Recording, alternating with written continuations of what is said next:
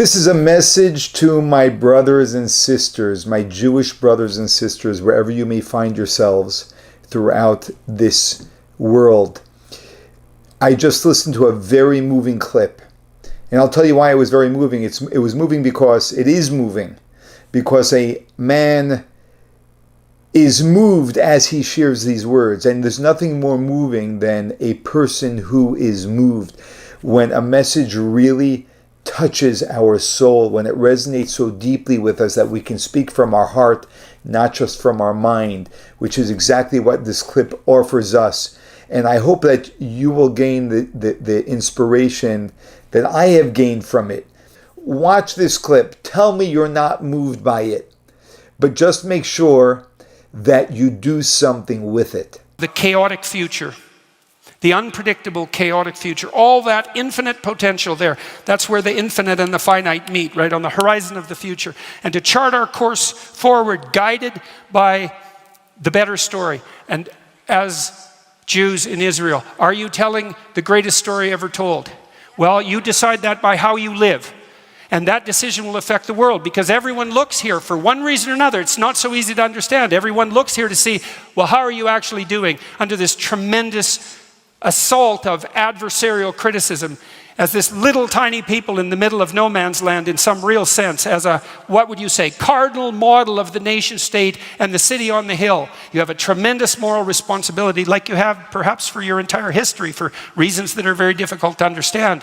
And I think it is true in some real sense that the fate of the world depends on the decisions of the people of Israel, just as the fate of the world depends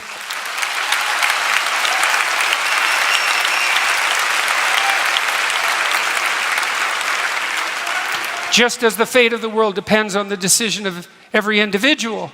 So you make yourself a shining light on the hill, right? You attract people here because of what you're capable of doing. You show the world what the holy city could look like, because we need it. We need it, and it's up to you to do it. Thank you very much.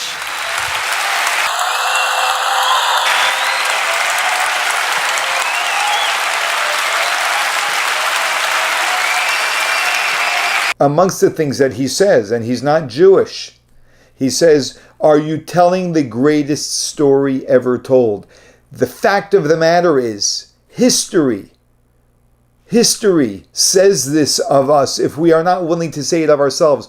We, the Jewish people, are telling the greatest story ever told, but we have to make it even greater, and we do make it even greater when we live into being a Jew. That's how we make it the greatest story ever told. That's how we have in the past. That's how we will continue to in the future. And the question is only whether I'm playing a significant role in that. Every single individual, which we all can. And he says, you decide, right? Are you telling the greatest story ever told? You decide that by how you live. We decide it by the choices that we make and how we live. And here's the reality.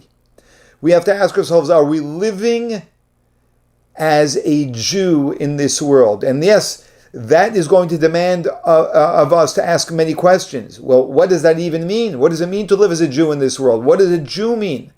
What does Jew and God mean, and how do we relate to each other? Ask those questions. It begins by beginning to search. And I'm going to tell you something, that when we are willing to live our lives as a Jew, more and more and more, that's going to require us to live our lives less and less and less as we have been. We are going to have to let go of the life that we had to some extent and embrace a higher way of living, a more meaningful way of living, a way of great purpose, a way that actually tells a much greater story.